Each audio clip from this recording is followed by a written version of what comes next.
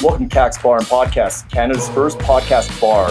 What that means is you can come here for food, you can come here for drinks, you can also come here and record a podcast. Come on down, we're located in downtown Calgary, Alberta in the Beltline area. See you soon.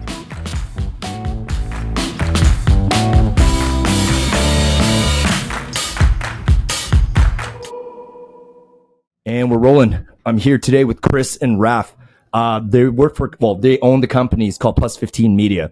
It's a marketing company and just media company in general, right, boys? That's right. I think so. Yeah. So like, what is it that you guys helped us out by doing the virtual tour and the Kaks Bar and Podcast webpage. If you go to the main page, go to virtual tour, like Raph did that, set that up for us. But what do you guys do for like the rest of your clients here? Like for as far as your Plus 15, like can you walk me through what it is first of all, like, and Absolutely. give everyone the spiel? So what we do is we try and focus on telling a story. Yeah. And so and that's through two different angles. Yeah. One of them is by raising awareness on the construction footprint through construction progress monitoring, and the other through corporate storytelling. Okay. Is it aimed like the plus 15 part? That's to piggyback off of the plus 15, like walkway in the downtown, right? That's a good question. Yes. Yeah. As we spent quite a bit of time actually coming up with a name. We thought it has to mean something, and it has to mean something for a long time. We wanted a connection with Calgary because obviously we're based here, but we didn't want something so specific that it wouldn't... You're based out of Scotland, or... well, exactly. It doesn't make sense for that accent, does it? Well, we live here, obviously. We operate here mostly, and we wanted that connection with Calgary, but something that it wasn't so specific to Calgary that it didn't make sense outside of Calgary. And also, it's something that kind of gave a little nod to something else. So the plus 15, obviously the plus 15 walkways, and they are elevated. And there's lots that you can take from that in the name. It's elevated product in a upward trajectory, leveling up, and there's lots and lots of different connotations that come along with that word. So we thought that was the one that could stick. We wanted something short, and we've had good feedback on it so far. Yeah, and ultimately, like the plus. Sorry, right in the mic there, Raph. and ultimately, the plus 15 is a network. And what it does is it connects people connects buildings. And so the other aspect to what we do is basically we want to be able to connect different folks with storytelling. And so there's all kinds of connotations from that. And it took us a while to find the right name because we wanted it to really reflect what we're all about. And so, but that's how we landed on plus 15. So, like, was the goal always to target corporations primarily, like, or it's not actually limited to that? No, it's not limited to corporate at all, but that is part of our client base for sure.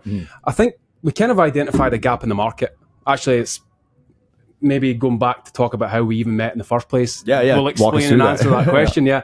So through work, we actually met. I've got a background in design and creative and branding, and I was doing a lot of work for an energy company. Raphael worked there as well, and our paths crossed. Even though we were in completely different departments at the company, I had found out about Raph's passion for drones, and I was doing a lot of branding and video work. And he had reached out to me and said that if I was ever looking for any help in the drone space, to let him know. And just by chance, within a couple of months of that conversation, I did need help with drones. So we worked together on a small project. It turned out really well. And we started discussing all the ways that we could apply that same kind of partnership. And one big gap that we saw was in the construction industry, energy industry, any industry basically where there is construction taking place. Doesn't necessarily have to be the construction industry, but not a lot of people are doing a good job of tracking and showing the progress of that work, or telling the story of the work, more importantly. And we thought that we could do a really good job with that. So that's kind of how that came about. And yes, we do have corporate clients, but some of them are kind of construction companies, some of them are energy companies, real estate, commercial real estate, basically anyone that has a construction project that wants to tell a story or kind of provide visibility of something that's being built. Okay. Yes. Okay. So basically, it targets the journey of a project from beginning to end, essentially, or even not necessarily beginning. It could be middle of the project, like a real crucial part, and then Definitely. you guys documenting it in like a very good like cinematic like method, basically. Yeah, Like, and I mean, like my career for about nearly 15 years has been in project controls. And what project controls really is, and a lot of my friends, when they hear I have a career in, I've had a career in project controls, they ask me what it is. And what it is, it's basically a discipline that helps you control your budget, your schedule, and the risk on your project.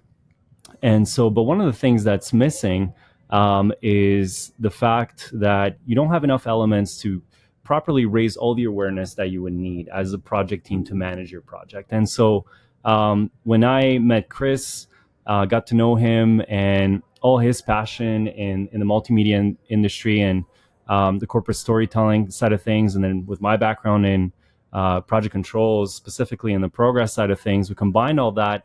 And the problem we were trying to solve was basically the gap that we identified, which was just a lack of visibility on your construction footprint. And I mean, we take things to the next level, and we do things that not a lot of folks do. And so combining all the skills that Chris has with the web development side of things, and some of the project management skills I have, complement each other, and we've created Plus15. And it is a really unusual combination because you wouldn't expect someone working in project controls to be pairing up with someone in the creative space to form a company like this. It's just a bizarre combo, but it works. And we were just talking outside. He fills a lot of the gaps that I have, and we're very complementary in our skill sets. And it seems to have worked really well so far for us. And as well as this actual kind of hard skills, we've got these similarities as well that I think really help us vibe, for lack of a better term, and excel. Passion is one of them. I know that everyone says I'm passionate, but it's just next level for this stuff. Like we are like hungry to take on more always. We love technology. It doesn't really matter what it is. Technology, the hardware side, software side, AI, automation. We are just non-stop. We're so passionate about that stuff that we're just never stop learning, and we're always looking to take that and use it in some way to our advantage. yeah, no, yeah. What you guys are saying is actually, I never really thought of it that way, because like me and Raph, we actually know each other from way back, from a different lifetime. That's right. Yeah, and so when we reconnected, and he basically offered the services of doing the 3D virtual tour for Kaks Bar and Podcast, I was like in my mind, I was like, well, like venturing into another cool thing like Raph is as usual. But I didn't realize I didn't realize the whole storytelling thing, because like a lot of marketing companies right now, like they're all super awesome. They all make great videos, right? But what you guys are doing, like, then now that you pointed out, like when I was watching your things like on Indeed, the videos that are on there, like, yeah, like your videos actually have like a method to it. It's not just like hey, this is the house, that this is a condo project being built, or this is the concrete being laid. Like you guys literally like time it in a way where it's actually like telling the story of the project, and like without even words, you can kind of see like ran just snag here,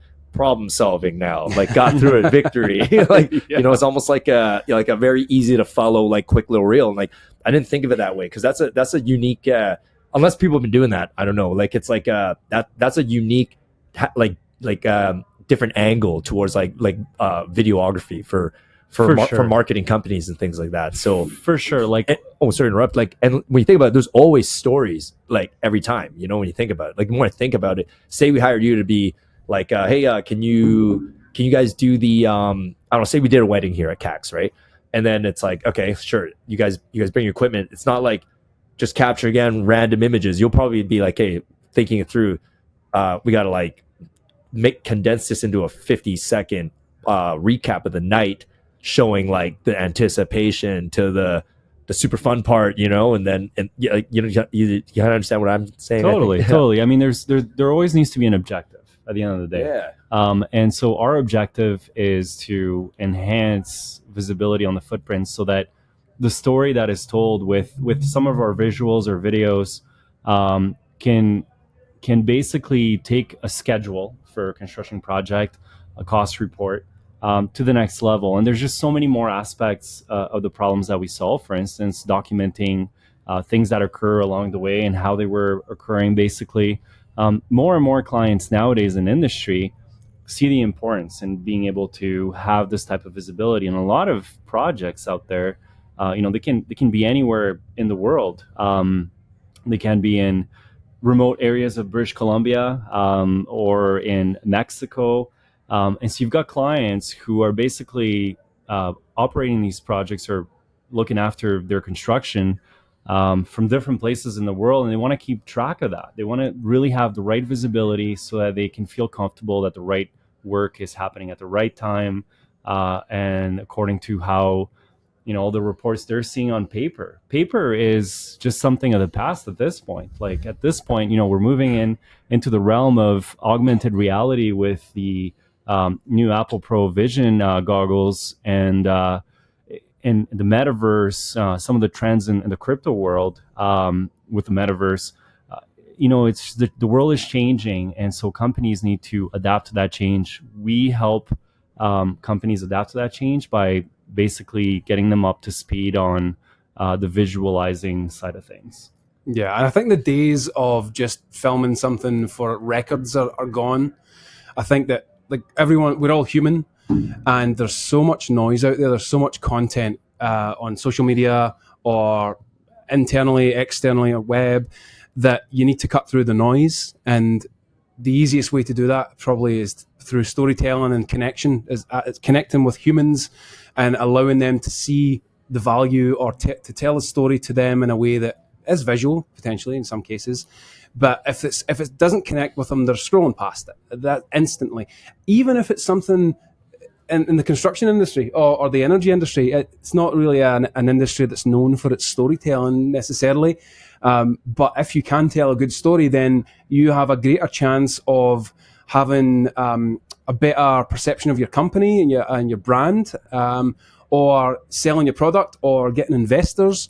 And you see that in a lot of companies now, even in the energy industry. They are investing heavily in their marketing campaigns, and the marketing campaigns are more and more about the people and about the benefits to society than they are about just the hard cables or pipes in the ground.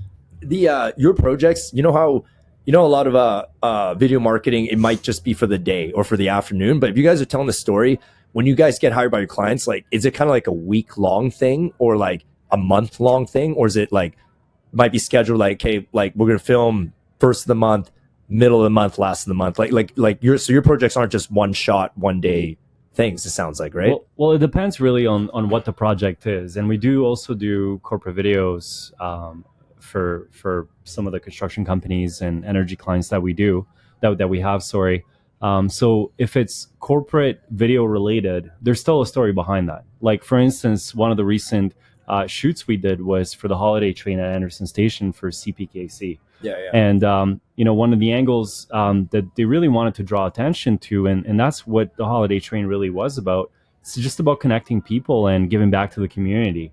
So one of the things that they did, it was at their events, the train that has all these different lights and looks beautiful and kind of celebrates the holidays, attracts all these different people to go see that event. There's a band. And then to give back to the community, they had local food banks there, and it was well communicated. So people bring food to that. And so when we were hired for that event, that was the story that they wanted to tell. And that's the story that we did tell. On the construction side of things, how many days was that? That was 1 day. That was 1 day. That was 1 day. Okay. That's one event. Yeah. And when it comes to construction progress monitoring, then it's basically the event is the whole lifespan of the project. Because you have to be able to capture what the before looks like, and then capture periodic changes along the way. And sometimes it's every week, sometimes it's bi-weekly, sometimes monthly, depending on what kind of project it is. And then I'll let Chris speak to this recent work we did with Elon Construction, which happened over about 5 days, but in different time periods. Yeah, like Raphael said, it depends on the project. And it also depends, we always look to spend as little time, I know it sounds a bit counterintuitive, but as little possible time as we can there. We don't, one of our kind of philosophies is that we don't waste time. Like, we've got too much stuff we're so passionate, we've got so many projects on the go. We don't like to waste clients' time and money on things. So we try and be there for the key times and moments that we need to be there to capture the stuff we need to capture.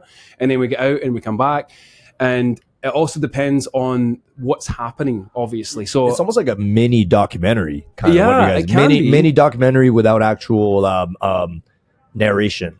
You know, just all off video and yeah. Yeah, and maybe there'll come a day where we need the narration as well. I don't know if you've tried any of the AI voiceover tools recently, but some of them are pretty incredible.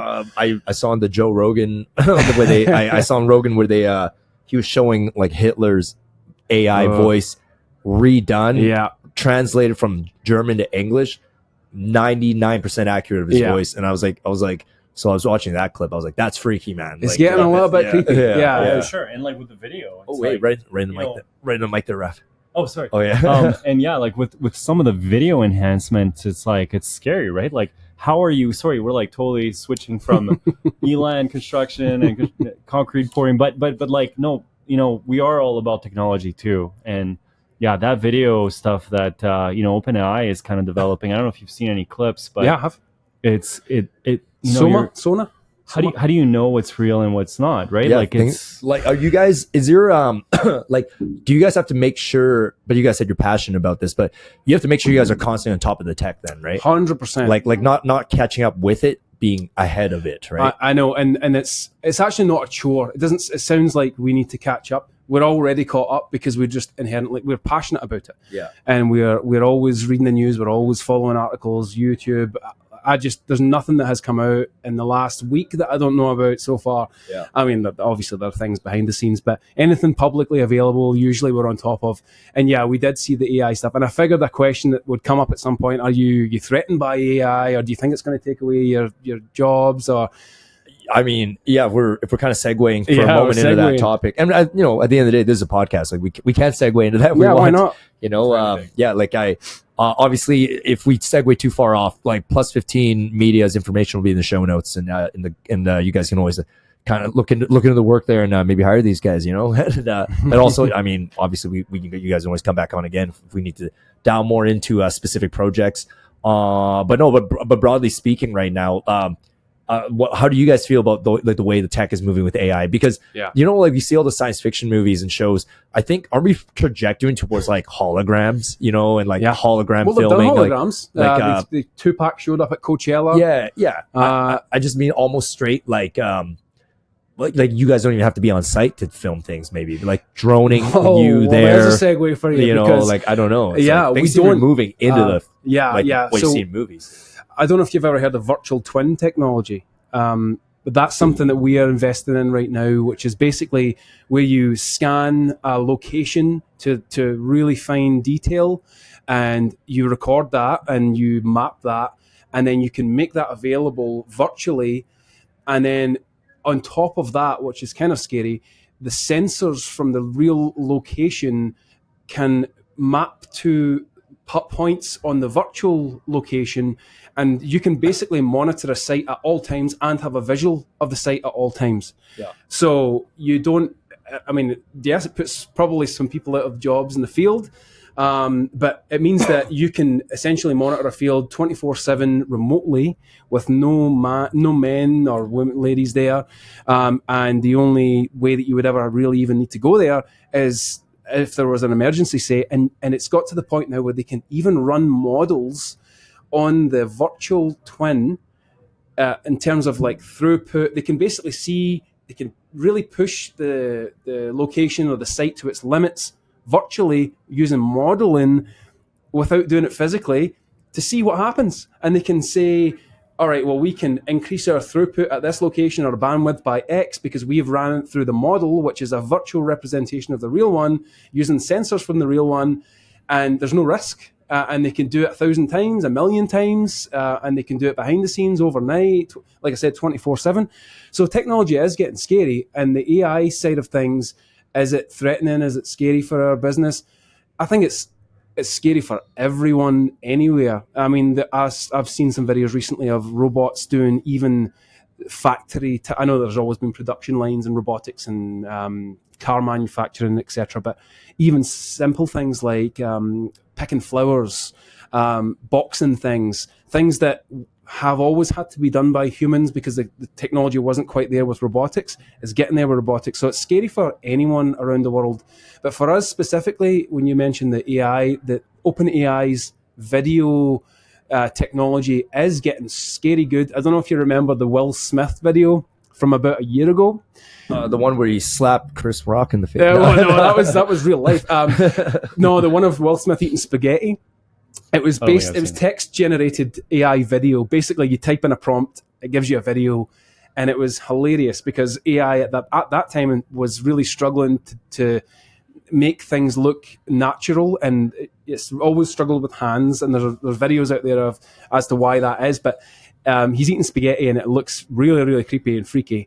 And fast forward just a year later, and people don't even know the difference between the real videos and the fake videos. But the difference between that and what we do, I would say at this moment anyway, is that what we do is highly specific, and it's highly specific to a location, a client, a facility. And there's just no way that you could, at this moment, I say, because who knows about the future, but that you could type in a prompt and say, oil and gas facility, man working. And you might get a generic thing, but it won't have their logo. It won't be their facility. Yeah, it doesn't have that human touch to it, you know, like unless they program the shit out of it to have that as an option. Like, and it won't be also like what's happening there right now. Yeah. And so like AI can like using all kinds of algorithms without having, let's say, the sensors at the location specifically that Chris was mentioning, like, it can generate things, but it's never going to represent what's happening at site right now, unless there's, you know, something at site. And so, for the next foreseeable future, I think one of the things that's emerging in AI that's also going to be interesting to look into is AI protection. So that's going to be very big, and Elon Musk talks about that quite a bit. And also basically just things that actually show reality. Like AI generation shows you fake things that try and mimic reality, but people are going to want to know reality from AI generated stuff. So those are two big things. Now, augmented reality, that is where Apple Vision Pro really comes in, and I mean, business case uses for that. Explain to me my dumbness. What's augmented reality? Like, basically, what that is taking something that exists virtually and interpolating it into reality. So, for instance, I'll give you an example. One business case use: you're building a big new project, perhaps a wind farm somewhere in the field, and as a stakeholder. Back to what Chris mentioned earlier, where, you know, stakeholder engagement's super important. Having your social license to operate is one of the core things of any business. But having this wind farm, you know, stakeholders are going to want to know, like, how is this going to look in my backyard? And so you can take, and I think that technology obviously already exists, but with the VR goggles, especially with the Vision Pros, it takes it to the next level where you can actually have a stakeholder put those on, take the 3D model, interpolate it, and now you're seeing what that looks like out there in the field with them present. And so questions can be asked. You can also get different perspectives.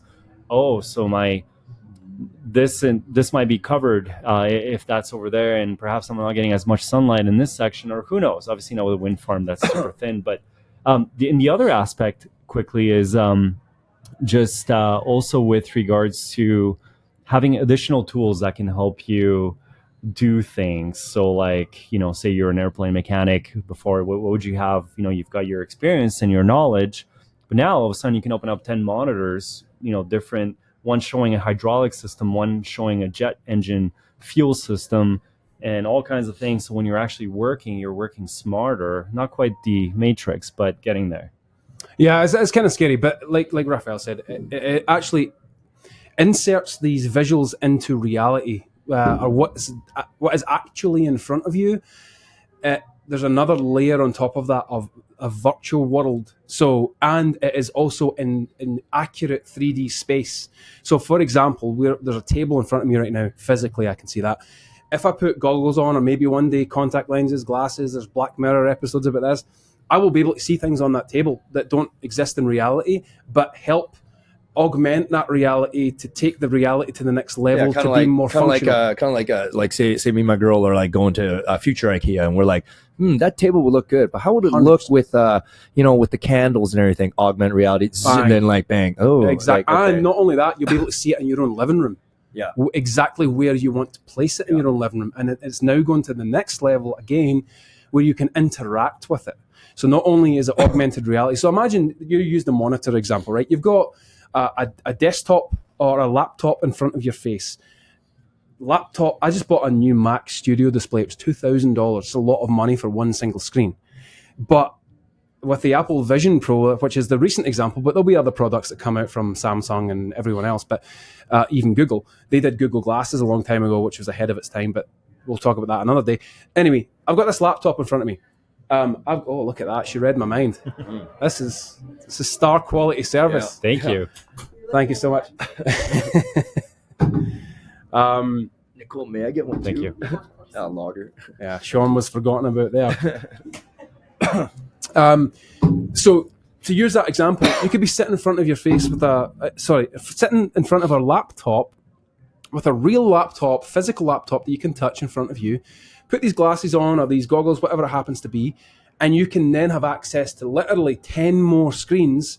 And that's nice and all, and it's a cool, kind of feels a bit of a novel. Dude, you're literally talking about like, every science fiction Minority movie. Report. Minority Report. That's what I was about to say. Like, yeah. Minority, he's touching buttons and he's turning dials. But what's weirding me out was, okay, in Minority Report, when they were kind of like displaying that technology, they were using a computer to create that special effect, right? Yes. Okay, so like, but the fact that they imagined that I know, you kind of know what I'm getting at. It's like, well, they're just working on making it happen. I know, and now we're there. About that a lot. How much of the future is what would have happened organically, and how much of the future is just what we dreamed up ages ago that we just made happen? And that's one of those things. It's got to be. Well, they say all invention comes from the imagination, right? And, I don't know. Like this is like, we're segueing into a very broad topic here, and it's kind of getting away from talking about plus 15 Media, but right now it's just sweet.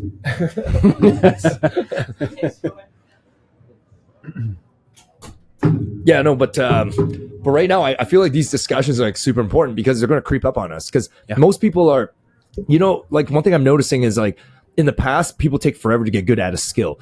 And then once you get good at that skill, like, as an example, say you're a farmer, you're just a master farmer. It's like you're like, hey, this is how I get value. This is how I have self-esteem. This is my how I make an impact in the world.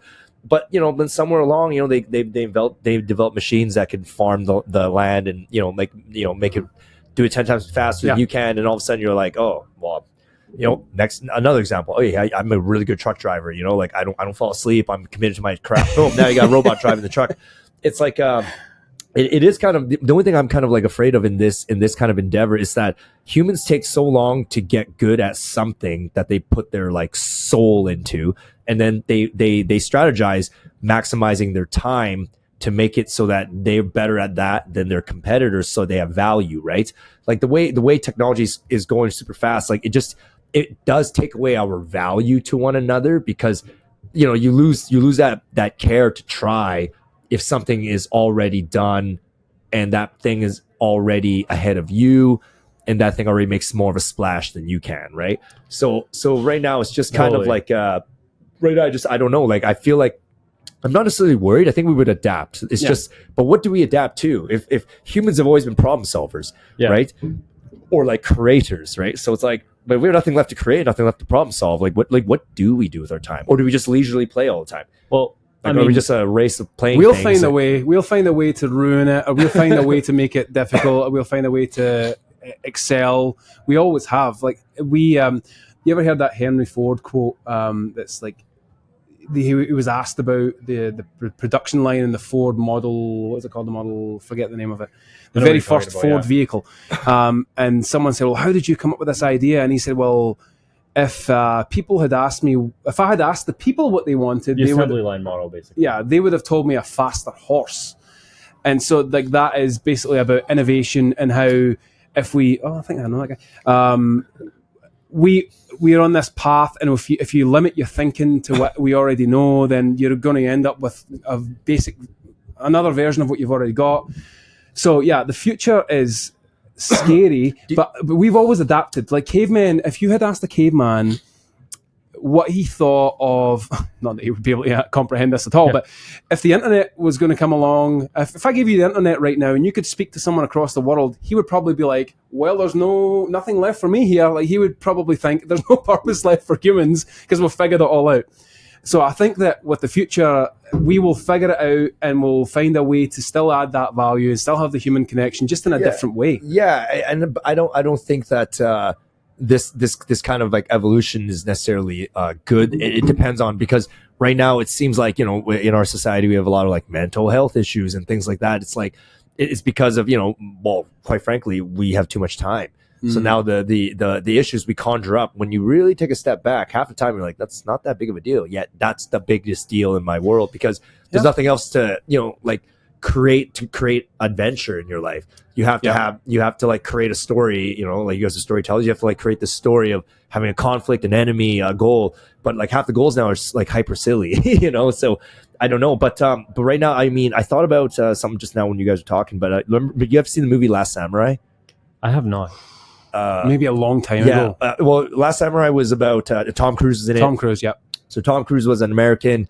He gets sent over to Japan when Japan was essentially the rest of the world was trying to reintegrate Japan, getting caught up to speed, because Japan had closed off their borders for like a couple hundred years because they didn't want to integrate and trade. And like by the time they got there, like long story short, Tom Cruise integrates with the samurai culture, and he's like, man, like these guys have dialed in what they do for their day-to-day existence. Like one guy's like super good just like sharpening that sword, you know what I mean? He's a swordsmith. And then like every kid trains like jiu-jitsu or judo in the morning, and then they're like flowering things at night. But when it came down to it, they, no matter how good these samurais was, yes, they won the first battle against the modern armies that came over there to try to catch them up, but they lost to gunpowder.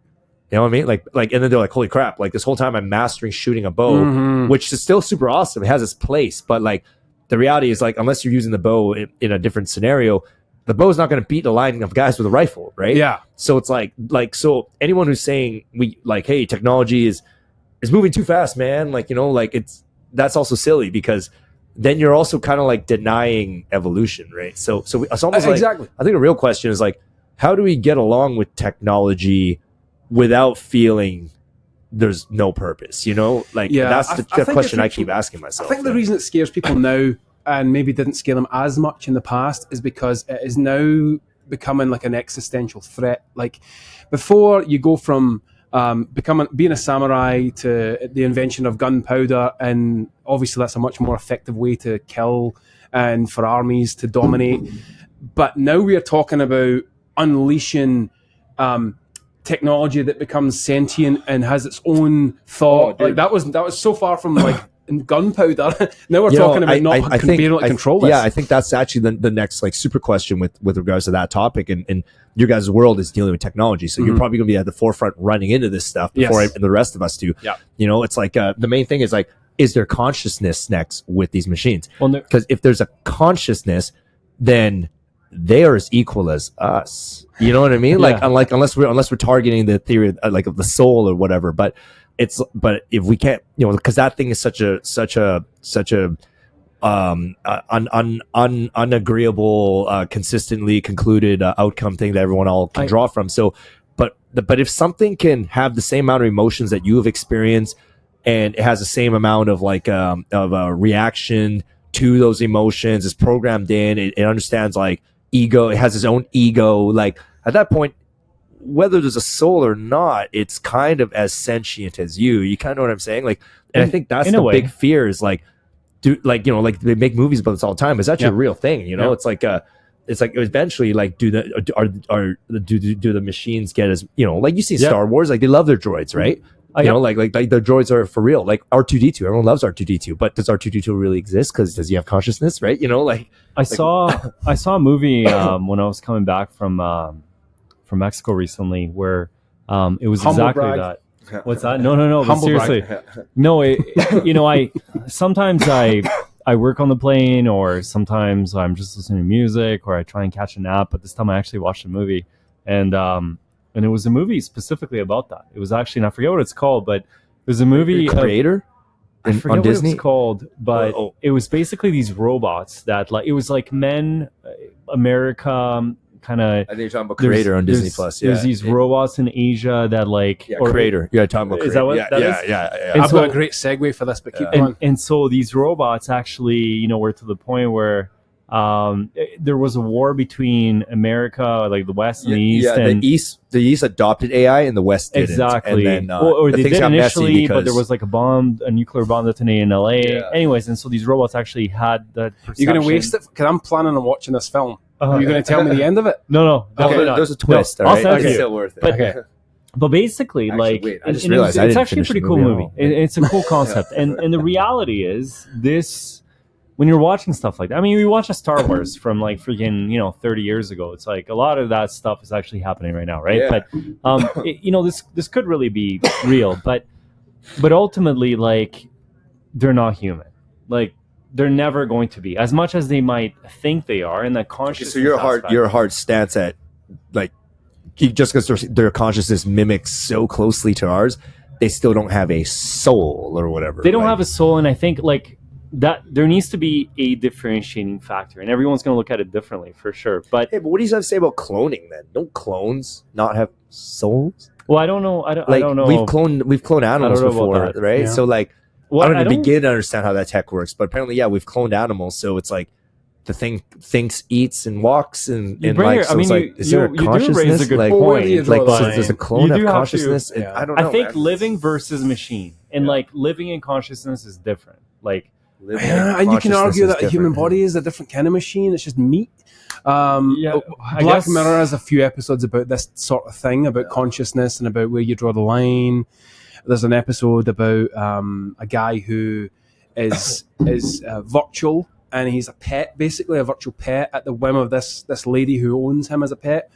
And to her, she is living in her reality, what we think is reality. He's living in what he thinks he is his reality, and she has the option of basically closing the lid on his little world and walking away and living her life and coming back and opening it up and saying, "Oh, hi, how was your day?" She accidentally in one episode she hits fast forward or something along those lines. She presses a button or she does something to his device that he lives in. And because they are now living in two different times, there's a bit of a time warp going on where he is living in a fast-paced environment. He's like 10 times, 1,000 times what she's living. She comes back from work that day and she opens up the lid and he's like, "Kill me." And she's like, what are you talking about? And to him, it's been 1,000 years. And to her, it's been like 6 hours. So like he was suffering and he was an AI generated human figure. Yeah. And she was what we perceive to be humans, but he was suffering. And that's to your point, like, where do you draw the line? Because he was still suffering. He was still feeling pain. That is a good point. He still had Yeah. consciousness. It just didn't happen to be made of meat. Well, yeah, no, I get what you're saying there again, but that again, that goes down to again, do we have a soul, right? Because like if an AI again, this consciousness can mimic everything down to a T, except for it's not made of meat; it's made of aluminum and shit. But like, but does it have consciousness? Like, but then it goes back to my cloning question. I don't know, but I don't know. Like these questions are. I don't feel like we segue too far off because you guys are in the technology space, so you guys might There's a be. loose well, connection. I can bring No. this back to the connection with yeah. Plus15 in a way, and so one of the things that you mentioned earlier, which was specifically to and all the different things that are kind of changing and stuff like that, and adapting to that. And Chris mentioned, we adapt to things, and because we're always on the pulse of the newest technology, and that's exactly it. So like, what it really comes down to, and this is a perfect example. You just changed my mind on the subject. Where first of all, I'm not educated in that space enough to be able to really provide a, it's purely an opinion, but it's not even an educated But opinion. do you care though? Or do you care until it affects you? That's I think the relation is that like I'm open-minded, and that's ultimately like in Plus15 and what we do is we're open-minded, and so and in generally in anything we do, like the status quo is a dangerous thing. And if you just even if it's you that came up with a new process or whatever, you have to be open-minded. Like you have to understand that things are changing. I think like this. Hopefully, this kind of connects with with our general topic, but I do the open-mindedness thing I've come to realize it is a bit of a cop-out, because you're only open-minded if deep down you don't have a 100% vested interest in an outcome. Because if you did, you wouldn't be open-minded.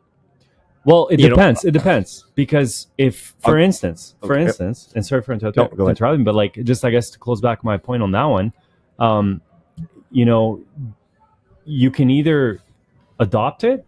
It's inevitable. Change is inevitable. It's just going to happen. Or you cannot and be, you know, the Japanese know, you know, God, it's really unfortunate that happened, that died due to the gunpowder. So it's like, you kind of have to embrace change and what the future is like. I mean, you can only, so even if you have a vested interest into something like we do, right? Mm-hmm. We have to always be on the edge and kind of be open-minded to, well, how can we adapt to that, and how can we make it work? Yeah, and again, I think, though, unless I'm wrong, I could be totally wrong with what I'm about to say here. Are you guys sports guys, by the way? Yeah. Okay, so like I am. Okay, so basketball, for instance, right? Like not basketball. No basketball. Okay. Okay. You heard the accent. Yeah. Okay. Not basketball. Okay, football guy. Football. Yeah. Okay. I don't know. How he says football. Yeah. Okay, but say in your heart you're like, man, Cristiano Ronaldo is a better player than Lionel Messi, right? Yeah. Like you're just hell bent on that. Like, you're not gonna be open minded to the argument that Messi is better than Ronaldo. Like, you're just gonna be like, no, like, because whatever it is about, like, using the Ronaldo Messi example, like, Ronaldo has sunk into your very being. Yeah. Like, you like the way he plays, you like his style, you like his commanding style, you like his alpha male style of leadership, whatever skills, like awards, amount of Ball d'Or things he won, et cetera, right? But it's like that's how you know you're not actually open minded, because you're only open minded if you don't truly care about an outcome. Like, if you're not emotionally attached. Exactly. Once you're emotionally attached, then you're not going to be open-minded. And that's what I think the problem is with a lot of the world right now, why we're seeing all this conflict, is that because most people's open-mindedness, that they're saying, hey, you're not open-minded enough to all the changes that are happening. It's like, all the changes literally eradicate all that I am and my usefulness to society.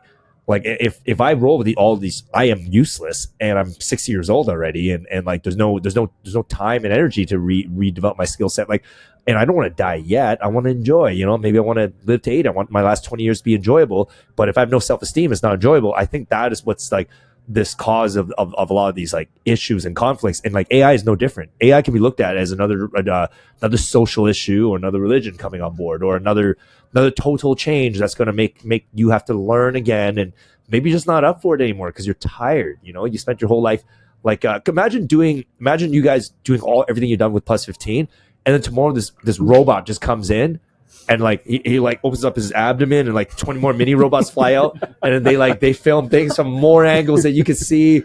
It's edited in 2 seconds. It's like chopped into like Minority Report style, like airdropped into your phone without you even realizing it, and playing before you're gonna be like, huh. Like, but we would be open-minded about that. We would say, where can I buy one of those? Yeah. How can I take advantage of that? And how can I extend its usefulness? And how can we set ourselves apart from everyone else? Because everyone's going to want one of those. Everyone's going to have one of those. But what can we do that's extra to that? Like, that's what we're all about. Maybe I'm wrong then. Like, maybe you two have like less of a emotional attachment to anything. And it's true. We're not dead inside either, but no, we don't get we don't get too hung up on things that we've done in the past and the ways that we've done them. And in fact, I think that's one of the reasons why we excel. This business has just gone from nothing to what it is today in short order. Like, it's accelerated in no time. It's and I think that's part of the reason why, is because we don't get stuck in our ways. We're always taking advantage of the latest stuff. Like to kind of this is like another talking point, but it connects. There's so many marketing media companies out there right now, right? Like, we got introduced to loads, because there's many, and their entire job is to find bars and restaurants and promote them, and make good videos of their food and their events and whatever. But I have noticed, like with the amount of people I've interacted with in your guys' realms now, it's like it is each person's like personality that's shown through the work. You know what I mean? And right now, that's what I'm like realizing. I'm like, like, there could be unlimited multimedia companies out there, because it's just like a writer. Like everyone's different writing styles, just like a singer. Like, hey, oh, you can't be the only rock and roll guy. Like, yeah, there could be 1 million rock and roll artists, and they all have a different spin on things. So like, what's interesting about your guys' like realm of work right now is like it's there's endless creativity. You guys are eventually, in a way, you guys are artists in a way. You know, like you guys are artists in your own way. You know, like then your art is creating storytelling through drones and cameras, essentially. You know, and there wasn't any like argument or point. I was just literally explaining like something I've actually thought about because I not gonna name names, but people were pointing out to me at the time. It's like, hey, like, you know, we already got like a marketing group doing our stuff, and I'm like, and they do great stuff. Don't get me wrong. But I was like, I don't know, like at the time it was just more like, oh, like Raph's an old buddy of mine. And you know, he's offering his services straight up for free at the time. And I'm like, hey, you know what? We use all the help we can get. We're a startup. But but after seeing what you did now and you explaining more thoroughly, I'm like, oh yeah, like that is different from like XYZ companies and everything else. So I was like, okay, good. I'm glad we went through with that.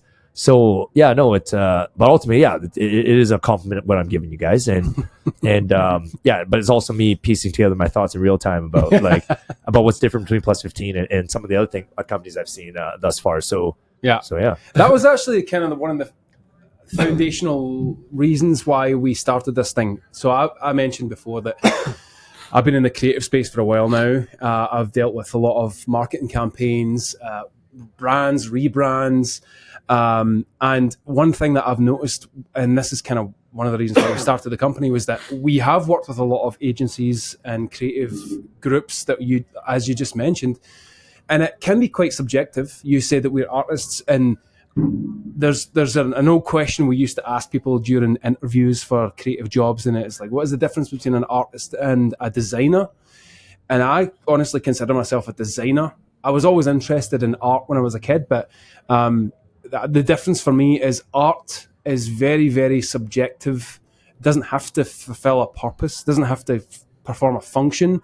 It can be whatever you want it to be. And that's the reason why some people see a splash on a piece of paper and they think, oh, I'll pay $1 million for that. And there was I'm segue in here big time, but they did an experiment years ago. It was a television show. I forget what it was called, but they basically got someone's 12-year-old to put some paint on a piece of paper. They put it in a fine art gallery, and all these people were like obsessed with it. They thought it was the best piece of art they've ever seen, right? Yeah, no, seriously. But it just goes to show you it's open. A bunch of art pedophiles? Like, yeah. Oh my God, a kid made that. Fuck yeah. No, it's open to interpretation art, and it's whatever you want it to be, and it can mean a lot to you. It can be very valuable to you. Design, to me, has a function. It does something. It achieves something.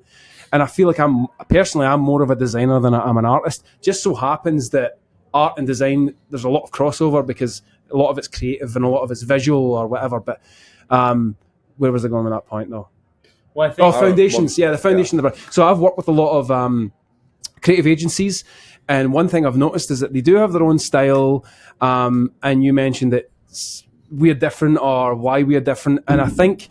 Different from the groups that I've seen so far, in its own good way. Like I'm not knocking any previous groups. I'm just saying it's say in the future, there's something I want to hire you guys for. I'm gonna just explain like why this is probably the project for you guys for this one, right? Like versus another company or something like that. You know, because everyone has a different I don't know, man. It's like I don't know. It's like everyone's doing sports, but someone's playing basketball, someone's playing hockey, right? It's like it's different, you know. Like that's exactly right. I can't quite pinpoint it, but it's a little bit different, you know. Yeah, it's and that's the beauty of it is that you can choose who you want to work with, who fits your vibe, and that's one of the reasons why we like to be so flexible and we like to be so open-minded is because we don't pigeonhole ourselves into one specific style or one kind of way of working, and that works in our favor, I think. Do you guys think, like Raph, for instance, like right now, if you guys expand and hire more creators to come join your team, what if they do it so differently from the way you were doing it? For sure. You know what I mean? Then all of a sudden it's like, but that's a controlled environment. Yeah. And I just want to touch back on a point that you mentioned about like one of the things in a way that that makes us different is also the fact that like. Because we're open-minded, we also like to diversify. And a lot of our competition, not all, but a lot of it, they'll focus maybe on the ground videography side of things, like just video cameras, that kind of stuff. or they'll just focus on the drone side of things, and we bring those two worlds together in one shop. But sorry, your question was. I forget my question right now, but I was just they shouldn't allow beers in here. That's the problem. Yeah. Oh, I know. Totally. That's what makes the conversation like good. It does say come for the beer, stay for the conversation. That's true. That's what we're doing. Come for the beer, barely remember the conversation. That should be the slogan. I like I don't know, man. Like, I'm just saying, like, I appreciate what you guys are doing right now. Obviously, I'll recommend you guys, and what you guys are doing is unique within my realm, because I'm not gonna lie, like, we got approached by loads of companies trying to, like, oh, another new business, like, let's get on, and this is what we do, we market. Yep. But but at the same time, I was like, man, like, I can tell this is just like a checklist thing for you. Yes. Okay, Well, like 10 reels here, 10 reels here, and like we're not necessarily like a marketing agency. Like we're a media company. Like multimedia. Like we solve that problem through storytelling in a way, but like we're not specifically like a marketing agency. But you are, though. Ultimately, at any point, all your clients are hiring you to showcase them so that they can attract more clients in their world. Yeah, that is true. Well, not your traditional marketing agency is probably the better way to put that. Like, we have a slightly different take on it, and I know exactly the kind of groups that you're talking about, and there's nothing wrong with them. And some of them have dialed in and just plug and play now, right? But they're making a lot of money. That's just a lot of people, no problem. But I like to think that we approach it a little bit differently. And I mentioned that designer versus artist thing before. We're always looking to solve a problem. If we're not offering, in fact, to the point where if you approach us, we only approach you if we know that we can help you. Like, like, we're not out here to be giving you like $100 logos. Like, there's no point in that. Like, we don't have a lot of value there. Yeah. We want to tell a story in a unique way using the technology. And that's why the construction stuff is a bit more appealing to us at this moment. But we can certainly do your average marketing stuff. But again, even if we were to do that, we would do it differently. But if someone came to us and asked us to do something, we would absolutely say no if it was something that didn't align with what we were doing, and we wouldn't sell our souls to. Now remember what you had asked, which was with as a director, but it was like, if you hired a I think a content someone with a different vision. Yeah, I'll let you answer that because he's a creative. Oh well, yeah, you had mentioned the control environment, but that's the beauty of being a creative, is that everyone is different and it's subjective, and it's like the art thing we mentioned before. Everyone's got their own style or their own vibe. They bring something you different learn from to the table. You learn from them, like, right? Like, it's like, when we hired Dean, who's our business development manager, he brought lots to the table. Like, what I really liked about him, and what I really in general find in life is important, is asking the right questions. So, yeah. Well, yeah, I'll just continue your thought there. But yeah, Dean, who's not here today, he had asked us a bunch of questions, and that was the thing that attracted you. You were like, this guy is so different. And I'll be honest, my immediate reaction was like, I don't know this guy. I've never met him. It sounds like he's not like us at all. Like, he sounds like he's not like, maybe it doesn't have the same experiences as us or like whatever. And we had been doing everything at the beginning ourselves, and we had developed this bond, and we were really happy with how things were going. And my immediate reaction was like, I don't really see why we'd want to ruin a good thing, kind of thing. But after meeting Dean, and now that he's been with us for a while now, I'm just like, of course, like, provides a completely different lens. So to answer your question about having someone else come in that's a different style, does a different kind of work. It just seems like your guys' work right now is very good because it's just you two's like obvious style, right? And if you get a third dude in there and like, he's just going through the motions, like, appear like say the hiring was good, he answered all the right questions in the interview, but then he's like, hey, we're gonna trust you and go to this site here and do this home build, and then he does the standard, like, I got 10 clips, right? 10, you're gonna be like, oh, okay, like, like, nothing wrong with what you did, but I thought, like we're trying to hire an all-star team here, like, you might be hard to find the right fit for what you're kind of like I don't know, like, unless you don't want to deviate too much from your style, then you would need to hire someone that can literally follow your style. Like, as in, you're not here to create your own style. You got to create the Plus15 style, which is, like Chris and Raph style. Like, like, because when I, like, just something I really noticed with your guys' work, there's a very distinct style to it. Just like everyone else has their distinct style, but yours is like, but I do expect, as there's in life competition, there will be copycats because they're kind of like they're gonna notice that little subtle like, oh, this is a storytelling quick video. There's like actually like a flow to the narration. It's not like a jam packed like splash of footage, you know, like because because I couldn't quite pinpoint what I was seeing differently about your guys' video. I'm like, something's different. Like I see what's happening, but I can't quite. And then once you guys explain it, I was like, that's it, ding. Like, oh, it's a story. Like that's the whole way. That's how they film, is a story. Right. But now we might have kind of like just gave 20 different marketing companies like switch the story mode. No, that's like fine. That's like, fine. Yeah. You know, like but at the same time, it is what it is. I mean, it's not a bad thing. You know, like it's the more the merrier. You know, the way I see it. You know, because I use this analogy a lot of the time, and because the question comes up sometimes where it's like, well, there are a million people that can do this. Why you, or why what makes you different? And I kind of turn that on its head, and I'm like, well, why do we have to be so different? There are a million corner shops in the world, or convenience stores, right? They serve an audience. There's everyone wants something. There's thousands, millions, billions of people in this world.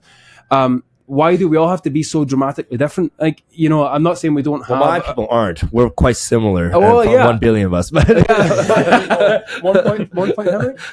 Yeah. So I don't necessarily think you have to be different to be successful. I'm not saying that we're not different in some ways, but I always laugh at that question because I'm like, well, you're implying that we have to be dramatically different, and there's just too many people in the world to not be different. But there are so few things that we can do as a species that we can all be so different. Like there's technology, there's creativity, and when you combine all that stuff, there's only so many interpretations and offerings, and there's like society has certain boundaries that you can do stuff within, and there's only certain technology that you can work with, that you can't do things so differently than your competition in every single instance. I think sometimes it's not even like how is what we do, like when someone asks how is what we do different, I'm going to tape that wire down. It's not that we do something that's necessarily different, but it's how we do it. It's the how, I guess. It is the how. And you mentioned like working with these other people who have got these turnkey solutions. They come in, they say, we'll do your marketing, we'll offer you this plan, check boxes. We've got a different approach where we're more personal, more human, more intimate type of relationship. We'll understand you better, we'll tell your story better. And I don't think, I don't know where I was going with that thought, but dude, at the end of the day, it's all right. Gentlemen, sorry, I was explaining. Today's a comedy night here, and I set up a bit late here, but let's wind this down here. I definitely want you guys back on, and follow up just to discuss, like, obviously, like, I didn't realize I just met Chris today, and I've known Raph, but you guys obviously are smart dudes. We'll do an episode exclusively on samurais, maybe next time. Samurais, or we just have AI again, and I just really dive into that thing, like, because like, look, this was a quicker pod than some of the ones I've done, like, but it's just tonight because of the cap and the time here, that's but. Okay. It's just the way our schedules work that Raph is like, hey, we can squeeze in for there, and me too. But no, but like I love doing this, and like I can literally do this for another 3 hours while we dial into it, because I learned so much from these conversations. This is part of why I love doing what I do right now. Totally, and like even in your audience, it's like sometimes they might just cut to, a lot of people look for the chase, right? Like, but I just want to say one thing, and that's that I'm extremely proud of you. Like, and it's not that it's like my place to be proud of you, but we've worked together for many years bartending, and it was like a different life ago, like, you know what I mean? Totally, like, that's how you know when you're old. Like, I don't feel maybe I'm in denial or whatever, but no, but like Raph and I go way back, and we were young kids back then, and like we were just like bartending in a nightclub, and like the conversations we had then, like compared to now, it's like whoa, like could you whip on a crystal ball and us talking about. Like, totally, know what I mean? Totally not. But, right? but I've always had that dream of like owning a nightclub, and like Shawn made it. Like Shawn, it's not a nightclub. It's a bar, but it gets pretty clubby on certain nights. And I just want to say I'm extremely proud of you, and I just want to tell you that like I believe in supporting local businesses, just like a lot of people believe in that. And absolutely, my friends and I, and a small example of that is just my friends and I used to go out for wings, like a couple different places, and like. Ever since like we were kind of reconnected, it's like we're coming here for wings, because it's like if we're gonna go. It totally is. Thank God. But it's like if we're gonna go somewhere, and one of my really good friends that owns a bar. And like, why not support that business? Like, it just makes sense. And so I just our want wings to are good. congratulate you on that. And No, thanks for and that. your wings Raph. are really good. Yeah, no, thanks for that, Raph. Appreciate all the support. And yeah, you did mention, and I will end on this note here because I gotta go set up this comedy night here. But no, like small businesses are like they're super important because like small businesses are how can I word this? They're deep down what everyone wants to do. You know what I mean? Not everyone wants to like join a big super group and make a super corporation, right? Yep. So it's like it is spreading good karma when you support a small business, because you're and ultimately you inspire other people to do what they want to do. Like you guys are you guys are ultimately I won't say small business, but you guys are an individual business as well.